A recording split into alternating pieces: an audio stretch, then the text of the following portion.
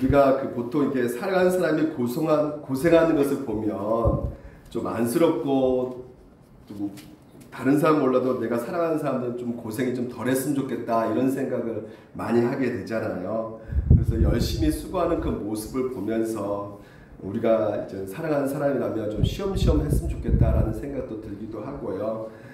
하지만 마땅히 해야 할 일이라며 또 의미 있는 가치 있는 일이라고 생각되며 그 고난과 고생의 길을 건다 할지라도요. 실제로 이제 말리고 싶지만 어쩔 수가 없는 거죠. 말릴 수가 없는 것이죠. 보통 우리가 대학교 이제 들어가기 위해서 고3 수능 시험 준비하는 우리 자녀들 열심히 공부하는 상황 속에서 밤새도록 공부하는 그 모습을 보면서 안쓰럽기도 하면서 또한 그 모습 보면서 좀 쉬엄쉬엄 했으면 좋겠다라는 마음이 들지만 차마 뭐 공부 적당히 하라고 말하기는 또 힘들지 않습니까? 예, 그게 부모의 심정인 것 같아요. 오늘 이 본문이 그런 하나님의 마음이 좀 담겨져 있는 것 같습니다. 우리가 계시록 우리가 아시다시피 이 주님께서 사도 요한을 통해서 소아시아 7개 교회에게 보낸 편지거든요. 그 중에서 오늘 우리가 살펴보았던 이 2장 8절부터 11절까지 말씀은 서머나 교회에 보낸 편지입니다.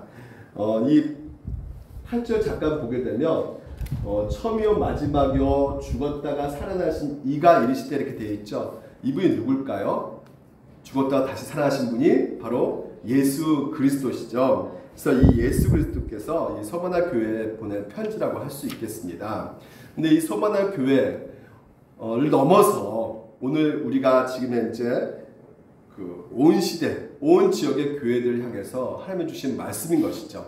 그리고 2023년 12월 30일 마지막 보내고 있는 우리 물된 동산교회 지체들에게도 오늘 동일하게 이 말씀이 전해지고 있어요. 그래서 한번 따라해 볼까요? 우리는 서머나 교회다. 네, 그래서 2024년도 한 해를 보낼 때 하나님께서 어떻게 행하실지를 이 서머나 교회를 통해서 우리가 살펴봄으로 말미암아 우리도 2024년도 하나님께서 우리에게 주신 그 은혜를 누리면서 우리가 한 해를 또한 보냈으면 좋겠다는 생각 가운데 이 말씀을 준비를 했습니다. 먼저 그러면 하나님께서 오늘 이 서머나 교회 어떤 교회인가를 알려주고 계시는데요. 서머나 교회는요, 첫 번째 복음으로 인도하시는 하나님의 교회다. 하나님의 교회라고 해서 저기 이단 장길자 거기 하나님의 교회는 아닙니다. 왜 그러냐면 거기에는 복음으로 인도하지 않아요. 근데 오늘 이 서머나 교회는 뭐라 말씀하시냐면 바로 이 복음으로 인도하는 하나님의 교회다라고 말하고 있어요. 우리가 8절 말씀 보게 되면 그것을 구체적으로 알 수 있는데 내 환난과 궁핍을 알거니와 이렇게 되어 있어요. 이 안다고 이렇게 말씀하고 있는 것을 보게 되면 지금 현재 이 역사적 배경 가운데 이 서머나 교회가 어떤 상태에 있는지를 정확하게 말해주고 있죠. 바로 환난과 궁핍 속에 있다는 것이에요. 그러니까 그 당시만 해도 이 황제 중에 최고로 이렇게 악한 황제가 누구였냐면 네로 황제였습니다. 그러니까 이 지금 요한계시록에 쓰였던 때가 여러 가지 추측한 건데 학설이 있지만 AD 50년부터 뭐 80년 그 사이에 쓰여질 것이다라고 많이 학자들은 추측하고 있는데 그 당시에 그 로마 시대를 다스리고 있던 왕이 누구였냐면 바로 이 네로 황제였어요. 근데 이 네로 황제가 한마디로 아주 사이코 같은 사람이었던 것이죠. 아시다시피 이 황제 숭배를 요구했었고요. 그래서 우리 기독교는 우상 숭배를 거절하지 않습니까? 거부합니다. 그렇기 때문에 이 황제 숭배를 거부하는 그리스도인들을 굉장히 실현했죠. AD 64년도에 7월달에 로마 시대 대화재 사건이 발생합니다. 그 대화재 사건으로 말미암아 그 도시가 14개의 구역이 있었는데 10개가 완전히 다 불타서 사라져버린 것이에요. 그러니까 로마 사람들이 얼마나 황당하겠어요. 얼마나 비참하겠습니까? 근데 그 소문이 어떤 소문이 들었냐면요. 아마 이 네로 황제가 좀 이렇게 정신 나가지고 이런 계획을 꾸몄다라고 이제 그런 소문이 돌기 시작한 것이죠. 그러니까 얼마나 국민들이 지금 그 분위기가 안 좋았겠어요. 그래서 그런 상황을 어떻게든지 좀 잠식시키고자 이 모든 이 대화재 참사를 누구한테 그 원인 규명을 따졌냐면 이 그리스도인들을 향해서 원인 규명을 했던 것이죠. 그래서 계속해서 그리스도인들을 붙잡아 가지고요, 문책하고 심지어 사죄의 답으로 이렇게 집어넣기도 하고요. 그리고 그 네로 황제 그 정원이 있는데요. 그 정원에 그리스도인들을 십자가 달려 이렇게 화형을 처하는데요. 기름을 발라서 이렇게 불로 이렇게 태우는 그 불빛이요, 24시간 계속 화가 타올라 가지고요, 결코 그 정원이요 어둡지 않고 많은 사람들이 보았다고 할 정도로 엄청나게 많은 사람들을 이렇게 죽였던 것이죠. 그러니까 많은 그리스도인들이 그 핍박 가운데 있었던 것이에요. 그 순교를 당하는 그 처절한 고난과 고통 가운데 있었던 것입니다. 실제로 요한계시록을 쓴 요한조차도요, 이 반모섬이라는 지역으로 유배돼 가지고요, 엄청난 그 고난 가운데 살고 있음을 우리가 볼 수가 있는 것이죠. 근데 이런 상황 속에서 지금 현재 이 서문화 교회 편지를 쓰면서 너희들이 겪고 있는 환난과 궁핍을 알고 있다고 지금 현재 말을 하고 있는 것입니다. 그리고 심지어 장차 너희들이 겪을 그 고난도 이럴 것이다 라고 말을 하고 있어요. 그게 10절인데 바로 장차 너희 가운데 몇 사람은 오게 던져 시험을 받게 될 것이고, 그리고 10일 동안 환난을 받으라. 이 10일은 문자적인 어떤 10일이 아니라 바로 어느 정도 상징적인 숫자일 수도 있어요. 그래서 이 정한 그때까지 너희들이 계속 그 고난을 받을 것이다 라고 이렇게 지금 현재 계시록을 지금 통해서 요한이 말해주고 있거든요. 그러니까 주님께서 이들에게 겪고 있는 환난과 궁핍에 대해서 말씀하고 계시는데, 미리 지금 현재 너희들이 궁핍과 고난을 당할 것이다가 알려주시면서 장차 고난된 시기를 어떻게 보낼지를 계속해서 말해주고 있는 것을 본단 말이죠. 근데 여러분, 우리가 생각할 때 이미 지금 현재 알거니와 하나님께서 알고 있다고 말을 하고 있어요. 여러분, 너무 황당하지 않습니까? 하나님께서 지금 현재 알고 있다면 어떻게 해주셔야 되는 겁니까? 그 고난과 핍박 가운데 구해 주셔야 되는 거 아니겠습니까? 환난 당하고 있는데, 고난을 당하고 있는데 그 미래에도 고통이 있어가지고 두려워하고 있는 그 서문화 교회를 살려주셔야 되고 보호해주셔야 되는데, 아시다시피 역사적으로 볼 때 그런 일이 없었단 말이죠. 계속해서 이 서문화 교회는 그 핍박과 궁핍과 그 환난 가운데 있었던 것이에요. 실제로 이 서문화 교회가요, 다른 7교회, 에베소 교회, 서문화 교회, 두아디라 교회, 그리고 빌라델피아 교회, 사대 교회, 이를 7개의 교회 가운데 가장 칭찬받는 교회였거든요.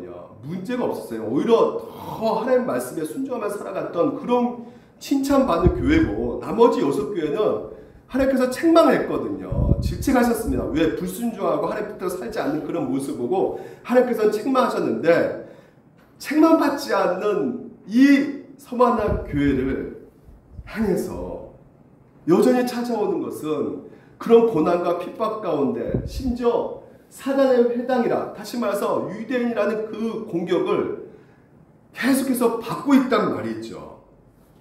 여전히 가난하고 여전히 핍박 가운데 있단 말이죠. 적어도 이런 상태에 된다면 하나님께서 은혜 주셔가지고 그들을 좀 어쨌든지 간에 승리하게 하시고, 그리고 어느 정도 고난당할 때 곧바로 좀 끄집어 내어주시고 이렇게 해야 되는데 그렇지 않았단 말이에요. 제가 그 필리핀 단기 선교 갔다 오지 않았습니까? 거기 가서 그 현지에 있었던 선교사님들을 좀 만났어요. 만났는데 그분들이 굳이 거기에 갈 필요도 없는 상황 속에서 30년 동안 40년 동안 그 필리핀 현지에서 생활하면서 어렵게 그 고난 가운데 헌신하고 핍박 가운데 있는 그런 얘기들을 제가 듣고 왔거든요. 학교를 세우는데 그 학교가 저기 빈민촌에서 학교를 세우는 그 상황 속에서 아이들을 이렇게 천막을 치고 교육하는 그 과정들이 얼마나 힘들었는지, 어떤 분은 실제로 그런 상황 속에서 불의의 사고로 자기 아들을 잃으면서 그 학교를 세우는 그 과정, 그래서 그 학교에 그 아들의 무덤까지 이렇게 안에 있는데요.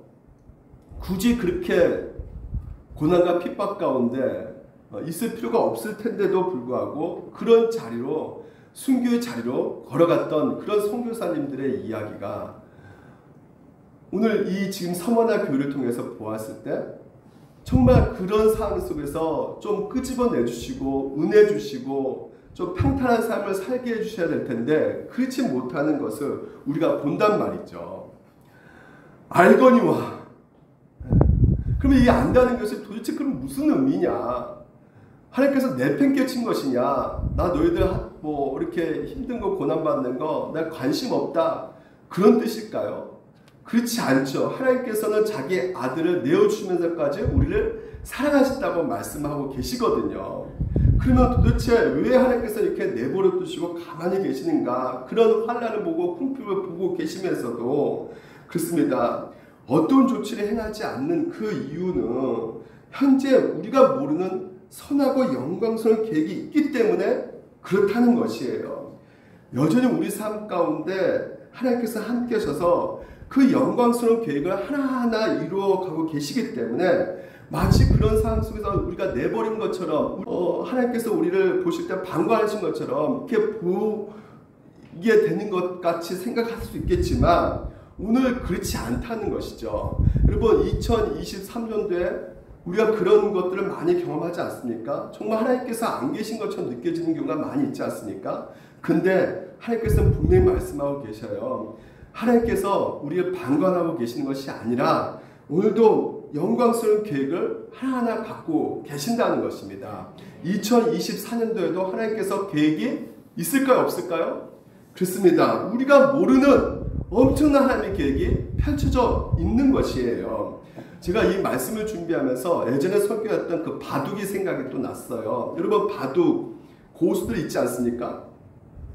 이 바둑 고수들 바둑을 둘 때 여러분 저는요 그냥 현장에서 그 자리에서 이렇게 버뜩버뜩 생각나도 이렇게 두는 것처럼 또 그렇게 생각했었는데 실제로 바둑 고수에게 물어봤어요. 제가 아는 목사님에게 바둑을 그 보통 이렇게 두는 고수들 9단 정도 되면 조우현이나 이창호 뭐 아니면 이세돌 같은 경우는 몇 수까지 예견하면서 이렇게 바둑돌을 둡니까? 물어봤더니 아마 그들은 백수를 미리 예견하면서 둔다는 것이에요.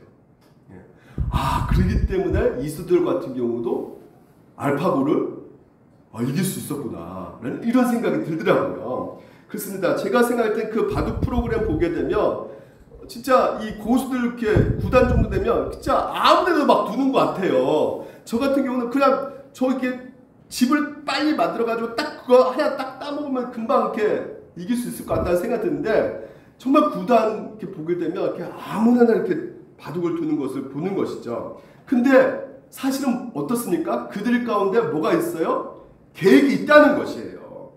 백수를 미리 예견하고 자신이 계획한 가장 선하고 영광스러운 목적을 다해서 이 돌을 두고 있다는 것입니다. 그래서 이 바둑 돌이 모든 돌이 협력해서 가장 선을 이루도록 한다는 것이죠.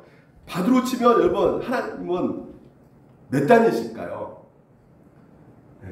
무한단수, 무한단입니다. 그분의 무한한 지혜와 능력으로 무한수의 그 모든 일을 예견하시면서 특별히 영원전부터 계획하신 그 하나님의 그 가장 선하시고 영광스러운 목적을 위해서 지금도 일하고 계시고 지금도 이 세상을 다스리고 계시고 진짜 그 놀라운 그 바둑 두고 계시는 것처럼 오늘 우리 인생도 마찬가지로 이 바둑처럼 똑같이 선하고 가장 영광스러운 계획을 가지고 계시면서 당장 우리가 깨달을 수 없지만요. 하나님은 한 수 한 수 우리 인생 위에 돌을 두시면서 우리를 가장 선한 길로 인도하고 계신다는 것을 오늘 이 말씀을 통해서 우리가 알게 된다는 것입니다. 로마서 8장 28절 제가 가장 좋아하는 구절이고요. 2024년도 아마 가장 좋아하는 구절이 될 것 같아요. 우리 같이 한 목소리 읽어볼까요? 시작. 우리가 알거니와 하나님을 사랑하는 자, 곧 그의 뜻대로 부르심을 입은 자들에게는 모든 것이 합력하여 선을 이루니라. 그렇습니다. 하나님께서 그 아들을 내어주시기까지 사랑하시는 우리를 위해서 어떻게 2024년도 움직여 가시느냐. 모든 것이 협력해요. 오늘 우리의 실패도 그렇고요. 여러 가지 기쁜 일도 그렇고요. 제약이든 여러 가지 모든 것을 협력해서 선이려 가시는 것이 바로 하나님이 우리를 이끄시는 방법이라는 것이죠. 그래서 오늘도 2024년도 다른 것 생각하지 마시고요. 이 십자수를 생각해 보시기 바랍니다. 이 십자수 그 뒷면에는 어떨까요? 굉장히 지저분하죠. 우리의 삶이 어떻게 보면 십자수 뒷면 같아요. 복잡하고 혼돈스럽고 질서가 없고 완전히 이렇게 뭔가를 할 수 없는 그런 재짓고 실패하고 넘어지고 막 그런 십자수 뒷면이지만 실제로 오늘 이 뒷면은 우리가 행하는 일이지만요. 앞면은 어떻습니까? 하나님께서 행하시는 것이란 말이죠. 하나님께서 가장 오늘도 우리 가운데 그 실패를 경험하고 여러 가지 죄짓고 영적 나락에 떨어지는 그 상황 속에서도 하나님께서는 우리에게 알려주고 있는 것이 무엇이냐면 궁극적으로 너희들은 이렇게 아름답게 하나님께서 만들어 가시는 것이다 라는 것을 우리에게 알려주고 있는 것입니다. 다시 말해서 우리 삶 속에서는 궁극적인 실패가 있다 없다? 없다는 것이에요. 우리 삶을 궁극적으로 책임져 주시고 오늘 우리 삶을 아름답고 영광스러운 그림으로 만들어가고 계신 분이 우리가 아니라 하나님이시기 때문에 2024년도에도 그 모든 우리 인생의 재료들을 다 삼아서 우리에게 있어 가장 아름답고 가장 탁월한 그런 그림으로 작품으로 우리를 만들어 가신다는 것을 여러분들 믿으시기 바랍니다. 결국은 이 모든 인생이 우리 손에 있는 것이 아니고요. 누구 손에 있다? 하나님 손에 있다. 그렇기 때문에 궁극적인 실패가 없고 오히려 뭐가밖에 없어요? 남는 것은 궁극적인 성공, 궁극적인 승리, 궁극적인 영광밖에 없다는 것을 여러분 믿으시기 바랍니다. 이게 바로 복음이라는 것이에요. 2023년 제가 그랬다니까요. 제가 보통 이렇게 한 분야에서 10년간 이렇게 일하면 전문가가 된다고 하잖아요. 설교한 지 20년은 됐는데도 불구하고 여전히 초보 단계에 머무는 연약하고 부족한 내 모습을 볼 때마다 열등감에 사로잡혀서 정말 좀 속된 말로 미치겠더라고요. 근데 그럴 때마다 이 복음을 준비하게 하시고 이 복음 설교를 하게 하심으로 말미암아 내 자신이 다시 한번 이 복음으로 해서 조금씩 의욕이 생기게끔 하시더라고요. 힘을 주시더라고요. 이겁니다. 그러니까 2023년도 자세히 보니까 계속 제가 복음 설교를 하고 있단 말이죠. 모자란 게 많은데도 불구하고 하나님께서 손색 없이 그 자리에 서게끔 하신단 말이에요. 2024년도 하나님께서도 여러분 손색 없이 여러분을 그렇게 잘 이끌어 가실 것입니다. 선하신 하나님께서 2024년도 여러분을 이끄시는 그 방법이 우리는 알지 못하지만 궁극적인 성공이고 궁극적인 영광이라는 것을 믿으시고 담대하게 걸어가신 여러분 되시기를 주님으로 축원드립니다. 두 번째는 서머나 교회는요, 하나님의 공간과 위로를 해주시는 그런 교회다는 것이에요. 이 환난과 부패함을 안다는 것이요, 단지 여러분 지식적으로 정보를 알고 있다는 것이 아니에요. 뭘 안다는 것이냐면 지금 서머나를 갖고 있는 교회 성도들이 당하고 있는 그리고 겪고 있는 아픔, 슬픔, 이런 고난을 겪고 있는 그 상태에서의 그 낙심, 이런 모든 것까지도 하나님께서 아신다는 것입니다. 그 슬픔을 지금 현재 공감하신다는 것이에요. 보게 되면 에베소 교회, 두아들 교회 자기가 어떤 존재인지를 소개합니다. 보시면 에베소 교회에는 7뼈를 붙잡고 7근초대 산을 거느신 이 바로 교회거든요. 교회를 거느고 계신다는 건 교회를 다스리고 있는 분이 바로 누구다? 나 예수다! 라고 지금 이제 말을 해주고 있는 것이에요.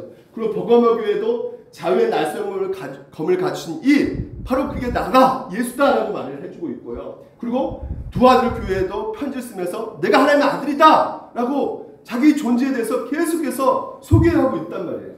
사대교회도 하나님의 일곱 영과 일곱 변을 가진 이, 빌라델피아 교회도 다윗의 열쇠를 가진 이, 열면 단 사람이 없고 닫으면 열 사람이 없는 그가 이르시되 계속 말씀하시면서 라오디아 교회는 하나님의 창조의 근본이신 이 함이시라는 것이죠. 그러니까 내가 이렇게 영광스러운 존재야, 내가 이 영광스럽고 위엄 있는 자야, 이렇게 말씀하고 계시는 상황 속에서 지금 서만화 교회는 처음이며 마지막 죽었다가 살아나신 이라고 지금 이제 자신을 소개하려고 하는 그 이유가 무엇일까요? 네. 별로 멋있지 않잖아요. 근데 여러분, 이 말에 담겨진 것은 오늘 우리가 금방 알 수 있는 것이 뭐냐면 서만화 교회 이렇게 말씀하시는 것이에요. 얘들아, 너희가 지금 환난당하고 구피화를 겪고 있고 너희가 얼마나 힘든 시기를 보내고 있는지를 내가 잘 안다. 나도 너희처럼 고난당했다. 나도 아픔 겪고 슬픔 당했고 너희들이 당하는 배신 나도 당했고 궁핍함을 경험했고 그래서 마지막에는 죄인을 취급하면서 나는 십자가 달려 죽었다.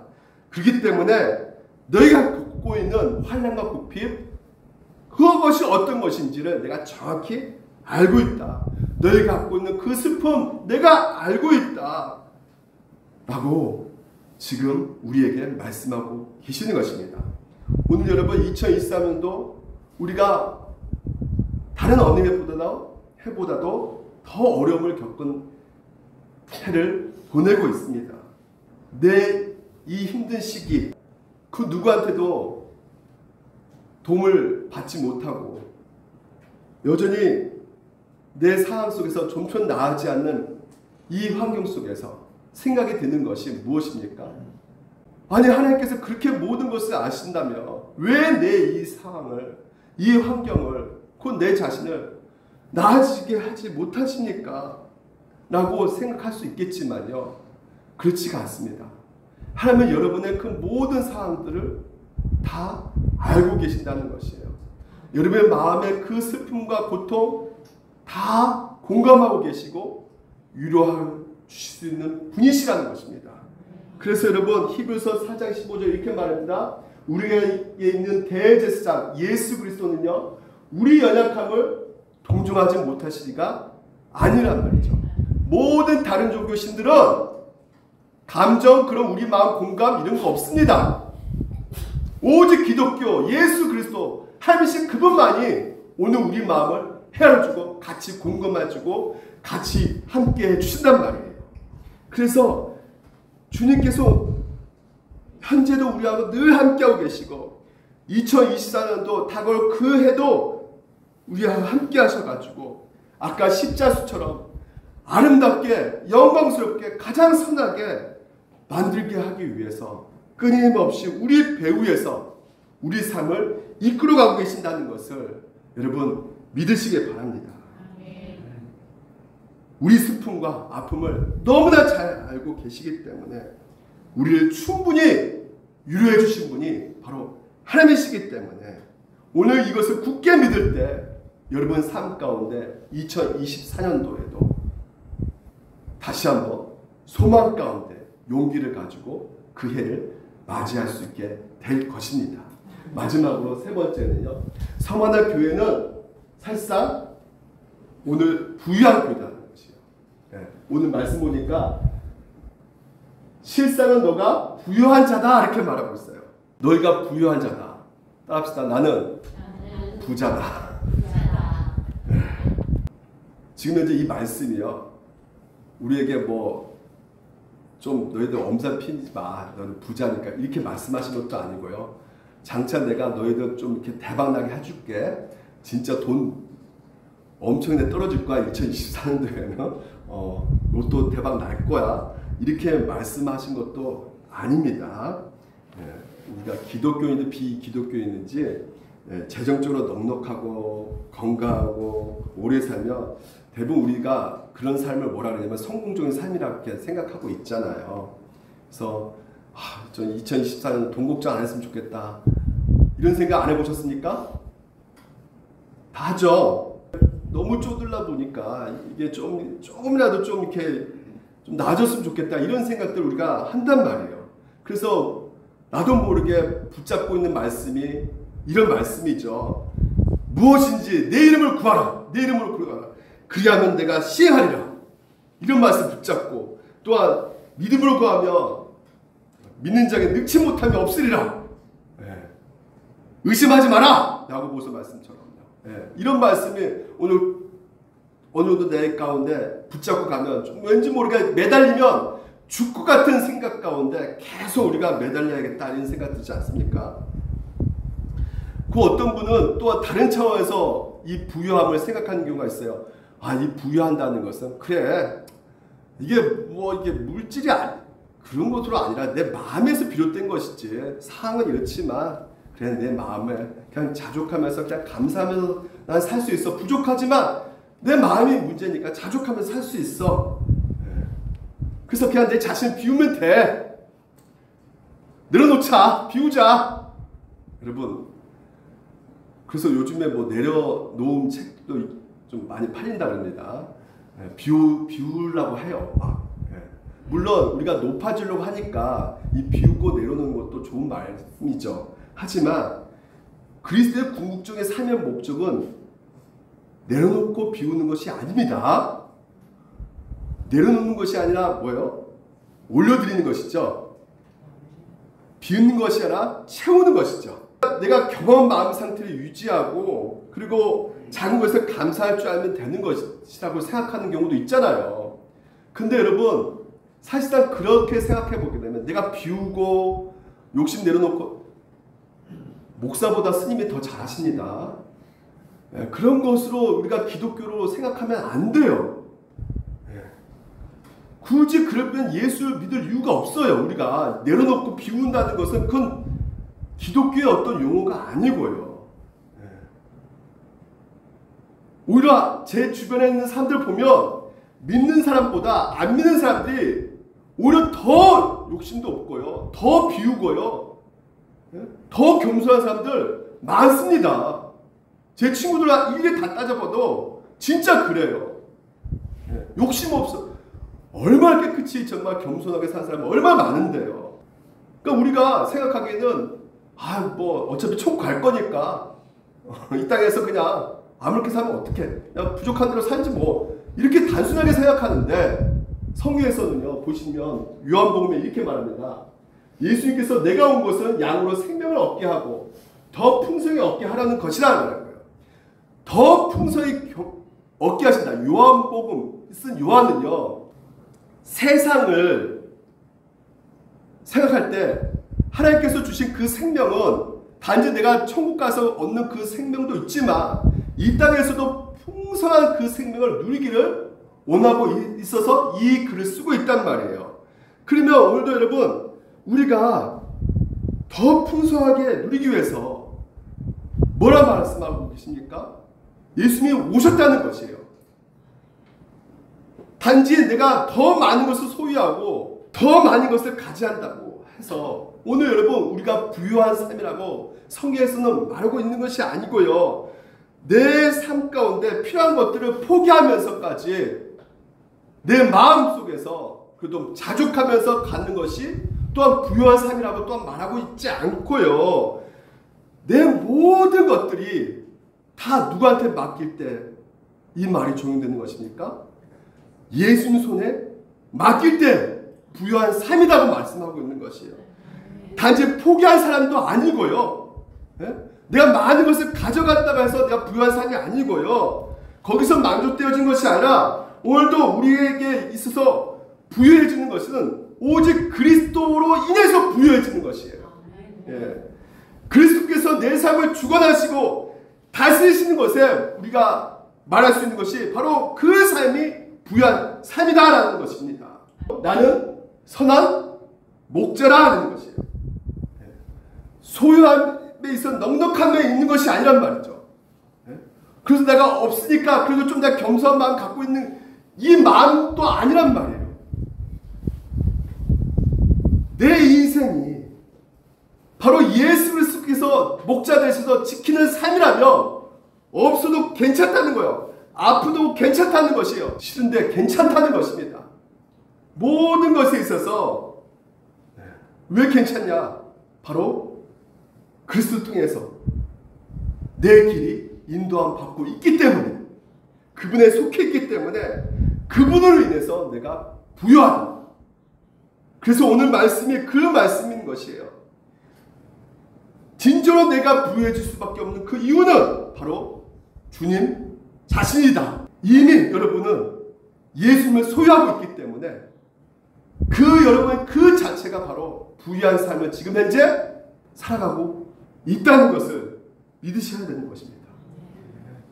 우리 인생 살아가면서 갖지 못했기 때문에 내가 없기 때문에 나는 인생이 실패한 자야. 나는 진짜 아무것도 이루지 못하는 가난한 자다라고 생각할 수 있겠지만요. 그렇지 않다는 것이에요. 이미 예수 그리스도를 소유했기 때문에 여러분이 사실상 그 무한히 셀 수 없는 엄청난 복을 이미 가지고 있는 자란 말입니다. 보십시오. 자기 아들을 아끼지 아니하시고 우리 모든 사람을 위해서 내주신 이가 이미 여러분 가운데 하나님의 아들 예수 그리스도를 내어주시면서까지 너희들은 내가 사랑하는데 영원히 사랑한다. 무한히 영원히 여러분을 사랑한다고 오늘 이 로마서 말씀해주고 있단 말이죠. 그렇기 때문에 무엇입니까? 그리하면 내가 생명의 관을, 생명의 면류관을 이미 너에게 주었다는 것이에요. 생명의 면류관이 무엇입니까? 바로 구원이란 말이죠. 구원을 여러분에게 주었다는 거예요. 이기는 자는 둘째 사망해를 받지 아니한다는 거예요. 보십시오. 생명의 면류관은 어떻게 받을 수 있습니까? 우리가 완벽해야지 되지 않습니까? 둘째 사망에 있는 지옥이거든요. 지옥 형벌을 누가 받습니까? 죄 짓는 자가 들어가는 데가 지옥이죠. 그래 안 그래요? 네. 죄 짓는 자가 둘째 사망, 지옥 형벌에 떨어질 수밖에 없는 것이에요. 하지만 우리는 생명의 면류관을 받는데 어떻게 생명의 면류관을 받습니까? 하나님께서는요, 오늘 여러분 우리가 의로워지면 생명의 면류관을 받을 수 있어요. 다시 말해서 하나님께서 받아들일 수 있는 자격과 어떤 점수는 우리의 완벽한 의로움입니다. 완벽하게 여러분이 사셔야 되는 것이에요. 하나님의 율법을 정확하게 한이라도 풀리지 않고 완벽하게 사실 때 그 의로움으로 말미암아 생명의 면류관을, 구원을 얻을 수가 있게 되는 것이에요. 그렇지 않습니까? 여러분, 우리가 서울대학교, 연대, 성균관대 들어가려면 어떻게 되겠습니까? 그 대학교에서 요구하는 점수가 있어야죠. 그래야지 그 대학교에서 당신은 우리 학교에 받아들이기 합당한 학생입니다. 받아주잖아요. 회사도 마찬가지 않습니까? 회사가 당연히 여러분 우리가 들어가기 위해서는 그 회사가 요구하는 스펙 어느 정도 이루어야지만이 들어갈 수 있단 말이에요. 마찬가지로 우리가 생명의 면류관 구원을 받을 수 있으려면 어떻게 되겠습니까? 완벽한 완전한 의로움을 이루어야지만이 우리가 생명의 면류관을 쓸 수가 있단 말이에요. 목사님 다 귀찮고 그냥 차라리 안 믿을래요. 무슨 의로움 그런 거 필요 없어요. 나 안 믿고 싶어요. 그냥 짜증나네 진짜. 나 의로움 그런 거 찾지도 않고요. 근데 여러분 안 믿는 사람들도요 자세히 보게 되면 그 마음 가운데 의로움을 닮아가고 있다는 거 아십니까? 예를 들면 학생이 보통 민석이도 그렇고 우리 다혜도 그렇고 밀석이도 그렇고 우리 지호도 그렇고 사람들에게 좀 인정받고 싶단 말이에요. 성적 좀 잘 올려가지고 엄마한테 인정받고 싶고 또한 우리 부모들도 마찬가지로 자녀에게 인정받고 싶단 말이죠. 어떤 의로움으로 어떤 나의 행위로 인정받고 싶어하는 마음이 그 갈망이 있단 말이에요. 오늘날 여러분 우리가 SNS 시대에 살고 있지 않습니까? 인스타그램, 페이스북 대부분 다 자기 사진 올리잖아요. 외모, 자기가 지금 행복하게 있는 모습들 다 올리지 않습니까? 내가 얼마나 성공했는지 얼마나 큰 죄를 갖고 있는지 그런 사진을 자랑하면서 계속 자기 자신을 입증해 보려고 하지 않습니까? 근데 여러분 문제는 뭐예요? 여러분도 여러분 자신을 받아들이기 쉬워요, 어려워요? 거울아 내 얼굴이 이쁘니 안 예쁘니? 아, 나 너무 예쁘다 이렇게 만족하시는 분 계십니까? 나 훌륭한 것 같지 않니? 나 위대한 것 같지 않니? 막상 우리가 그렇게 묻고 싶지만 내 안에서는 나를 인정해 주지 않고 있단 말이에요. 나를 받아들여주고 있지 않는 것이야. 내 자신 스스로가요. 그래서 끊임없이 인정하지 못하는 그런 경험들을 우리의 삶 가운데 하고 있단 말이죠. 여러분 마돈나 아시죠? 이 마돈나가요 인기 스타예요. 그 당시만 해도요. 지금도 인기 스타죠. 근데 이 마돈나가 공연하고 나서요, 그가 말하고 있는 그 인터뷰할 때 내용을 보게 되면 얼마나 그 인정 욕구와 그 의로움으로 인정받고 싶어하는 그 마음이, 인간의 마음을 우리가 알 수가 있어요. 마돈나가 인터뷰할 때 이렇게 말합니다. 저희 삶의 동력은 평범에 대한 두려움으로부터 와요. 그러니까 평범하고 있는 것에 대해서 두려움이 온다는 것이요. 이 두려움이 항상 저를 몰아내기 때문이죠. 한 차례 큰일을 이뤄내면 이는 내 자신이 특별한 인간으로 드러나고 해요. 그러니까 무대에서 아주 인기받고 박수 같이 받고 그러면 막 자기가 정말 내가 뭔가 하고 있구나, 특별한 인간이구나 알게 된다는 거죠. 하지만 금방 다른 무엇을 하지 않고 있으면 다시 자기 자신에 대해서 어떤 생각을 갖고 있다고요? 난 시시한 사람이야, 난 평범한 사람이야 이렇게 느껴진다는 것이죠. 이미 유명인이 되었지만 여전히 제가 특별한 사람이라면서 증명하고 확인해야 됩니다. 그래야지 직성이 풀린다는 것이에요. 그래서 저희 몸부림은 지금도 계속 된다는 것이죠. 뭘 말해주고 있습니까? 의로움이라는 거죠. 몸부림치려고 자기 어떤 것을 좀 입증해 보이고 남들에게 인정받고 싶지만 그게 잘 안 된다는 거예요. 그래서 그게 피곤한 삶을 늘상 이렇게 살아갈 수밖에 없는 이 마돈나의 그 인터뷰 내용을 통해서 오늘 여러분 우리가 거기에 해당되어 있단 말입니다. 끊임없이 받아들이고 싶단 말이에요. 누구한테 인정받고 싶단 말이죠. 근데 성경에서 뭐라 말합니까? 오늘 우리가 누구에 의해서 창조되었어요? 하나님에 의해서 창조됐어요. 하나님의 형상을 담게 창조되었단 말이죠. 다시 말해서 오늘도 여러분 하나님께 인정받지 못한다면, 하나님께 만족되지 못한다면 이 세상 그 어떤 것들로 여러분을 만족시킬 수가 있을까 없을까요? 만족시킬 수가 없단 말이에요. 율법을 지킴으로 내가 의로운 자다 우리가 할 수가 있을까요 없을까요? 없단 말이에요.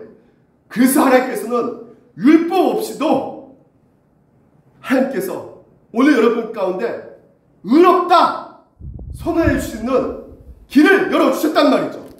그게 누굽니까? 예수 그리스도 믿음으로 말미암아 모든 믿는 자에게 미치는 하나님 의. 이제는 여러분이 온전히 내가 삶으로 받아들이고 하나님께서 여러분의 행위 가운데 내가 의롭게 살았기 때문에 하나님이 여러분을 100점이다 이렇게 말씀할 수가 없는 것이 이미 우리는 완벽한 삶을 살아낼 수가 없어요.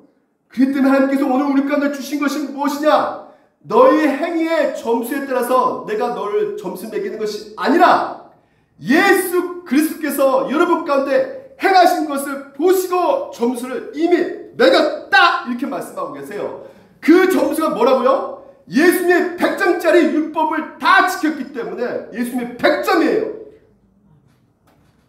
100점. 그 100점을 보시고 우리를 몇 점이라 여겨준다? 죄를 엄청나게 지운다 할지라도 여러분을 뭐라고 점수 매긴다? 100점.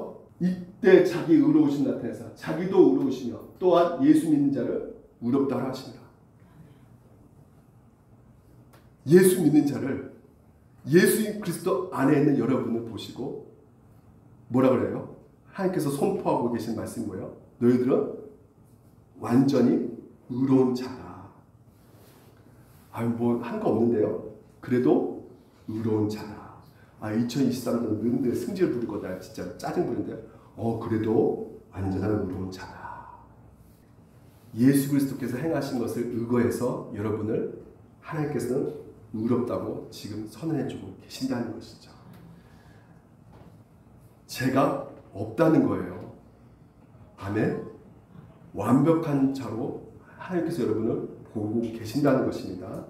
그렇기 때문에 여러분이 뭘 받을 수 있다? 생명의 면류관을 받을 수가 있게 되는 것입니다. 여러분, 오늘 예수 그리스도께서 행하신 일이 단지 십자가 달려 못 박아 죽으시고 죄 용서하는 걸로 끝나는 것이 아니에요. 우리가 지킬 수 없는 모든 율법을 예수님께서 다 순종하셔가지고 그 순종함과 그렇게서 이루신 그 의로움을 우리 가운데 전가시켜 주셨어요. 제가 전에도 말씀드렸지만 10억 빚진 여자가 빚이 져가지고요 비참한 삶을 살아가고 있어요. 그런데 어떤 한 남자에게 사랑의 고백을 들었습니다. 근데 그 남자가 어떤 남자냐면 1,000억을 갖고 있어요. 네? 그래서 그 1,000억 갖고 있는 사람이 나와 결혼하자 그런 거예요. 그래서 결혼했어요. 그러면 그 여자 10억 빚이 져가지고 비참한 살고 있는 그 여자가요 여전히 비참한 삶을 살 수 있습니까? 결혼했는데 뭘 가졌어요? 그 여자는 999억을 10억 빼고 990억을 가진 여자가 되어버리는 거죠. 사회적 지위도 그 남자 때문에 높아지게 되고요. 이게 바로 그리스도의 의로움이 전가됐다는 것이에요. 이게 서머나 교회의 모습이라는 것이죠. 그렇기 때문에 여러분 그분이 할 수 있는 모든 친절과 성과 그 의로움이 오늘도 여전히 우리가 죄인이지만 우리 가운데 전가되어서 우리 안에서 하나님께서는 그 영광과 그 영원한 나라를 소유하게 되었다고 말씀하시면서 2024년도에도 우리가 어떻습니까? 그 하나님이 행하신 그 의로움이 우리 가운데 더욱더 부어져서 우리 안에서 다시 한번 여러분 하나님의 말씀 가운데 이 복음 가운데 때로는 내가 이렇게 사는데 내가 하나님이 기뻐하실까? 내가 이딴 식으로 늘 실수하고 넘어지는데 하나님께서 기뻐하실까? 예! 스가랴 3장 우리 같이 한번 읽어봅시다. 시작! 너희 하나님 여호와가 너희 가운데 계시니 그는 구원을 베푸실 전능자이시라. 그가 너로 말미암아 기쁨을 이기지 못하시며 너를 잠잠히 사랑하시며 너로 말미암아 즐거이 부르시며 기뻐하시리라. 아멘. 그렇습니다. 마돈나처럼 아까 마돈나처럼 내가 인정받고 좀 이쯤을 확인시키기 위해서 몸부림치면서 살아가는 그 삶이 이제는 여러분 가운데 이미 하나님께서 다 받으셨단 말이에요. 다 용납해 주셨단 말이에요. 여러분을 다 인정해 주셨단 말이에요. 그분이 누구시다고요? 예. 아까 그 신랑도 아니고요. 우주 만물을 만드신 창조주 하나님이 여러분을 다 받아주셨다는 것이에요. 그렇기 때문에 2024년도에도 여러분이 담대해 줄 수 있습니다. 그 무한한 사랑을 받았기 때문에 여러분이 상속자가 되었고 자녀가 되었기 때문에 2024년도에도 여러분 부러울 게 있어요 없어요?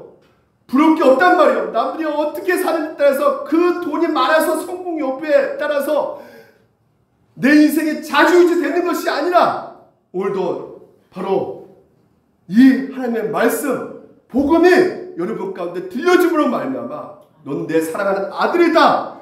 내가 너를 보고 기뻐한다.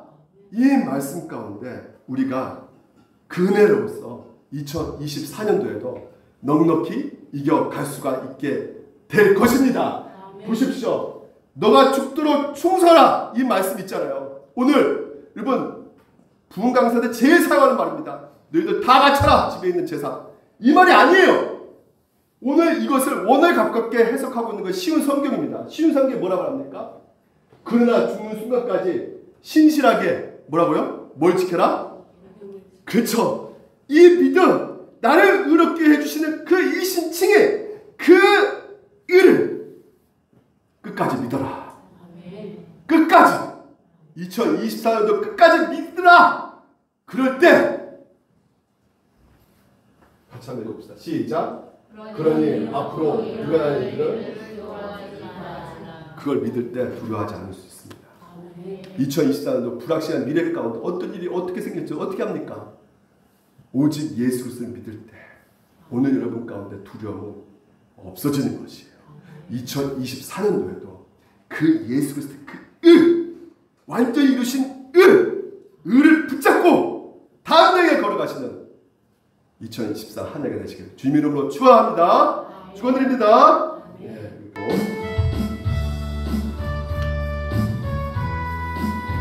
그래서 우리가 예수 그리스도 때문에 모든 것이 감사일 수밖에 없습니다.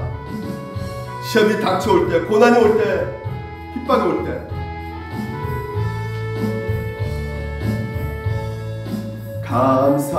감사해.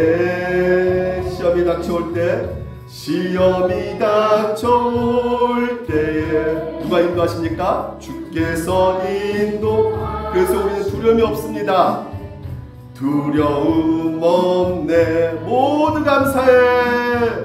모두 감사해. 왜 그럴까요? 절망 속에 샘을 주시니까요. 절망 속에서 새로운 용기까지 주십니다. 담대하게 나갈 수 있습니다. 우리는 반드시 궁전 승리 이루었습니다. 하리라. 나의 모든 생활 속에서, 나의 모든 생활 속 주님이 함께 하시니 주님이 믿으시기 바랍니다.